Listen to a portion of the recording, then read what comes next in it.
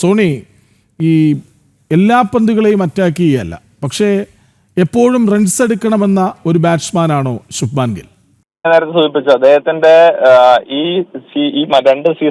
രണ്ട് ടെസ്റ്റിലെയും അദ്ദേഹത്തിന്റെ control percentage 90% മുകളിലാണ്. അപ്പോ തീർച്ചയായിട്ടും അദ്ദേഹം ഡിഫൻസ് ചെയ്യുമ്പോഴും അദ്ദേഹം കൺട്രോളിലാണ്, ഷോട്ട് മേക്കിങ്ങിലും അദ്ദേഹം ഏറ്റവും കൺട്രോൾ കൂടിയാണ് കളിക്കുന്നത്. എഡ്ജ് എടുക്കുന്നതൊക്കെ വളരെ കുറവാണെന്നാണ് ആ സ്റ്റാറ്റിന്റെ ഏതാണ്ടൊരു കാര്യമായിട്ട് നമുക്ക് പറയാനായിട്ട് സാധിക്കില്ല. എനിക്ക് തോന്നുന്നു അദ്ദേഹം ഒരു ലോക ക്രിക്കറ്റിലെ ഏറ്റവും മികച്ച സ്ട്രോക്ക് മേക്കേഴ്സിൽ ഒരാളാണ്. അദ്ദേഹം ഒരു ഷോട്ട് കളിക്കുന്നു എന്നുള്ളതിനപ്പുറത്ത് അദ്ദേഹം വളരെ ലാഘവത്തോടു കൂടി, അല്ലെങ്കിൽ ആ ഷോട്ട് മേക്കിങ്ങിന് അനുകൂലമായിട്ടുള്ള അലൈൻമെന്റിലും പൊസിഷനിലും എത്താൻ അദ്ദേഹത്തിന് പലപ്പോഴും സാധിക്കാറുണ്ട്.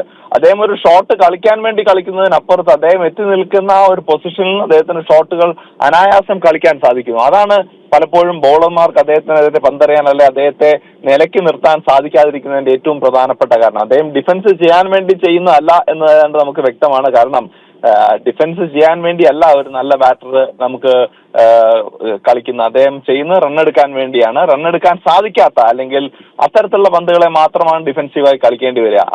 അങ്ങനെയാണ് ക്രിക്കറ്റ് കളിക്കേണ്ടതെന്ന് എനിക്ക് തോന്നുന്നു. സോണി, ഇന്നിപ്പോൾ ഇന്ത്യൻ എക്സ്പ്രസ്സിൽ ഒരു ലേഖനമുണ്ട്.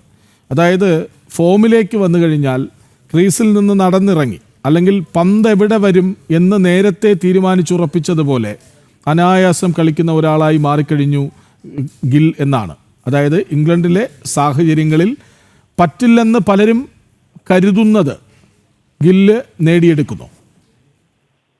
അല്ല, പലപ്പോഴും അദ്ദേഹത്തിന്റെ ടെക്നിക്ക്, പ്രത്യേകിച്ച് good length, hard length hit ചെയ്യുന്നവർക്ക് അദ്ദേഹത്തിന് വളരെ സോളിഡ് ആയിട്ടുള്ള ടെക്നിക്കാണ്. കാരണം വളരെ സ്ട്രോങ് ആയിട്ടുള്ള ഒരു ബാക്ക് ഫുട്ട് ഗെയിം അദ്ദേഹത്തിനുണ്ട്. അതാണ് നമ്മൾ ഓസ്ട്രേലിയയിൽ ആദ്യം കണ്ടിരുന്നത്. അതിന്റെ ഒരു ബാക്ക്ഗ്രൗണ്ട് എന്നുള്ളത് എനിക്ക് തോന്നുന്നു അദ്ദേഹത്തിന്റെ അച്ഛൻ തന്നെ ഏതാണ്ട് 300, 400, 500 പ്ലാസ്റ്റിക് ബോൾ കൊണ്ട് അദ്ദേഹത്തെ ബാക്ക് ഫുട്ടിൽ കളിക്കാനായിട്ട് പരിശീലിപ്പിച്ചിരുന്നു എന്നൊക്കെയാണ് നമുക്ക് മനസ്സിലാക്കാനായിട്ട് സാധിച്ചുള്ളൂ. പക്ഷെ അതിന് അപ്പുറത്തേക്ക് പന്ത് മുന്നോട്ട് പിച്ച് ചെയ്യുമ്പോൾ ഫ്രണ്ട് ഫുട്ടിലുള്ള ഗെയിം കുറച്ചുകൂടി നന്നാക്കേണ്ടതുണ്ട് എന്ന് നമുക്ക് പലപ്പോഴും തോന്നിയിട്ടുണ്ട്. പക്ഷെ ഈ ഇംഗ്ലണ്ട് സാഹചര്യങ്ങളിലേക്ക് എത്തുന്ന സമയത്ത് അദ്ദേഹം ആ ഒരു ആസ്പെക്ട് കൂടി, ബാക്ക് ഫുട്ട് ഗെയിം മാത്രമല്ല, ബാക്ക് ഫുട്ടിലെ പഞ്ചോ, കട്ടോ, പുള്ളോ, സ്ക്വയർ ഓഫ് ദ വിക്കറ്റിലെ ഷോട്ടുകളിൽ നിന്ന് വ്യത്യസ്തമായി ഇൻ ഫ്രണ്ട് ഓഫ് ദ വിക്കറ്റിലേക്കും അദ്ദേഹം കളിക്കാൻ സാധിച്ചു. അദ്ദേഹത്തിന് അതിൽ കൺട്രോൾ ഉണ്ടായി എന്നുള്ളത് വളരെ വളരെ നല്ലൊരു കാര്യമാണ് ഇന്ത്യൻ ക്രിക്കറ്റിനും ശുഭൻ ഗില്ലിനും.